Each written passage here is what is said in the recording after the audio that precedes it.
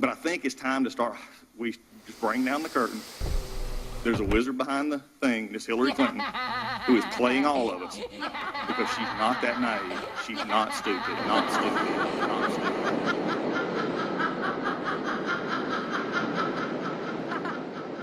Damn you!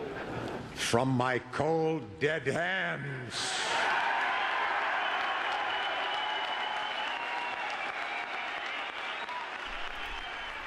The men that pioneered the American Constitution were not driven by the substance of mic dropping, or any of the other activities that you narcissist asshole turncoats spend your time doing. The Founding Fathers would have known to forecast for the worst, and it was often noted that the fall of America would have to occur from within, but they could never have possibly imagined there would be so many sneaky, spineless appeasers and traitors eating away at the keel of the White House like shipworm, spitting in the face of the very principles that gave rise to the greatest country the world had ever seen. And that's because it's all just a big drama showcase to you freaks, and you don't care whose graves you trample on from the past, or whose lives you gamble away today, or the lives facing the tortured future you've wrought, all in the process of acting out your hideous screenplay. And that's likewise for the so-called Prime Minister we currently have here in Canada. The slimy maggot, Justin Trudeau, that struts and globetrots around like he's some majestic leader of sagely prominence, when in reality he's an empty-headed nitwit, which only makes it worse because he's also a traitor to Western civilization with a stinky finger up Obama's ass. He's a serious liability and seriously intent on destroying what little vestige is left of Canada. Seeing traitors like this wear a poppy makes me want to puke. And suffice it to say, I just want to be sure that my southern neighbours know that the mainstream media up here in Canada is pretty much a test tube version of what CNN and the rest of their pedigree is doing down yonder in the US of A. Like this, for example. Democrats would beat Donald Trump in a landslide if only Canada joined the Union. Join the Union, you say? The only union I'd be joining is the Union of Deplorables, because they're the only ones that want to save the fucking union in the first place. This is our Canadian taxpayers-funded news outlet at work here, my American friends, cheerleading for this decrepit witch. Why aren't I 50 points ahead, you might ask? Maybe because you're a lying sack of shit. And you've got cartloads of other sacks of shit lined up right from the farm, ready to cultivate your lies. Like CNN. Ditto with this character. The lies, not the 12 gauge. For the record, since all the experts that have proliferated with the rise of Trump have informed us of the perils of making jokes like that, which began in full swing when Trump made the Second Amendment comment. Hillary wants to essentially abolish the Second Amendment. By the way, and if she gets to pick her judges, nothing you can do, folks. Although the Second Amendment people, maybe there is, I don't know. And thereafter, we heard all the experts and their deep analysis about the hidden psychological flaws that are entrenched and lurking in the dark mind of the Donald. Yes, experts like Don Lemon on CNN. Surrogates are for people like you. You should be ashamed of yourself. It doesn't make it... Don, frankly, I'm ashamed that you're talking to me as if I'm a child when 12 years of my life I was a Secret treating me Service as a agent, child because you're telling me what I'm supposed to hear. And you're sitting here on television lying to the American people. You don't know crap about this, Don. You're a TV guy. I was a Secret Service agent. Now cut off my mic. Do what you want. I'm not going to cut off your mic. I'm going to tell you that you're sitting here and you're lying to the American people. You're lying to the American people, and you know that you're lying to the American people. I'm lying. That's right. Make no mistake about it. Speaker after speaker have lectured ominously about the lethal dangers of this, saying that even if the Donald was joking in his comments, it is still very, very, very, very, very dangerous. And a true president would never, ever, ever say anything that instigates violence or joke about violence ever under any circumstances. The Jonas brothers are here. They're out there somewhere. Sasha and Malia are huge fans, but boys don't get any ideas. I have two words for you: predator drones. You will never see it coming.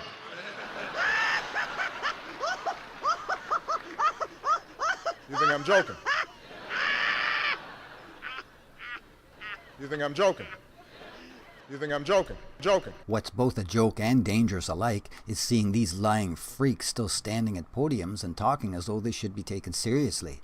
And if that's not enough, they mount an even higher horse when called out on the things that clearly proves they're riding a damn donkey. It's just a putrid demonstration of character. I don't even really know where to start on answering this question.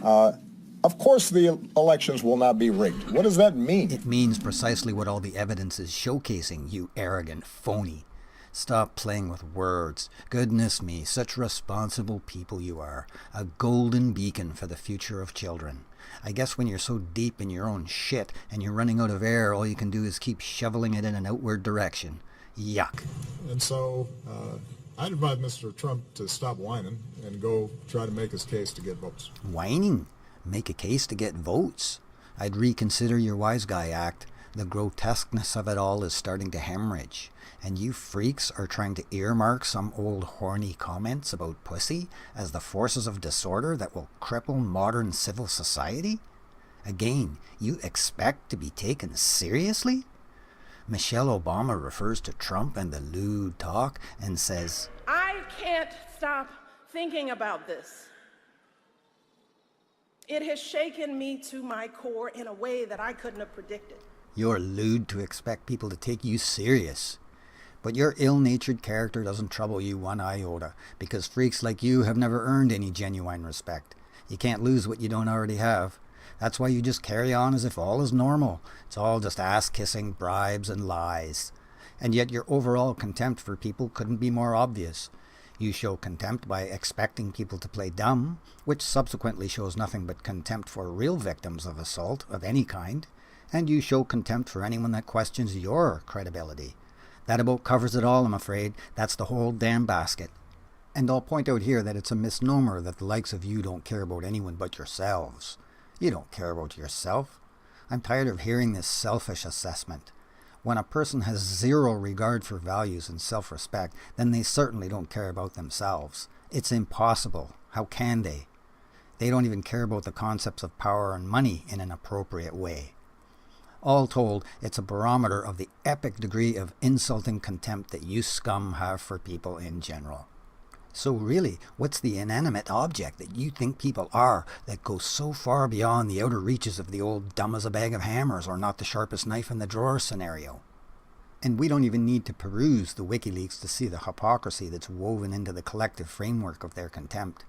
Their hypocrisy is unmatched, because while they always claim to be the activists and saviors of the downtrodden and those who've been left behind, they turn around and attack Trump for the notion of loving the uneducated. It's a little confusing, wouldn't you say? Aren't the uneducated among those that have been left behind and treated unfairly? Aren't those the very people that you, the people's champion, see as needing to be shielded behind the power of your shaking fists, stamping feet, and demanding signs? Aren't you, the coveted green-haired people, their guardians? Aren't they not worthy of your benevolence? But answers to such questions are never forthcoming because there are no possible answers to their freak show mentality. And besides, they're too wrapped up in their orgy of self-righteous glory to worry about being accountable for any answers. And then, as always, they have the nerve to bring the children into the narrative of their phony outrage. Using language so obscene that many of us were worried about our children hearing it when we turn on the TV. Language so obscene.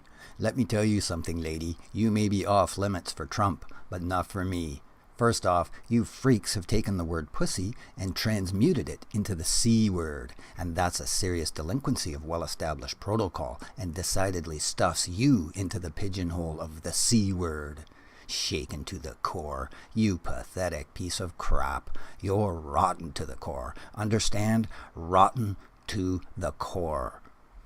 And secondly, pussy is the sexy, playful, naughty, frisky, sensual word that should be used. You know, like Octopussy. Oh no, are the freaks going to demand a ban on that movie now? But just that particular movie, right? Because you wouldn't want to ban the franchise altogether and stop the chain of hunky eye candy like Daniel Craig.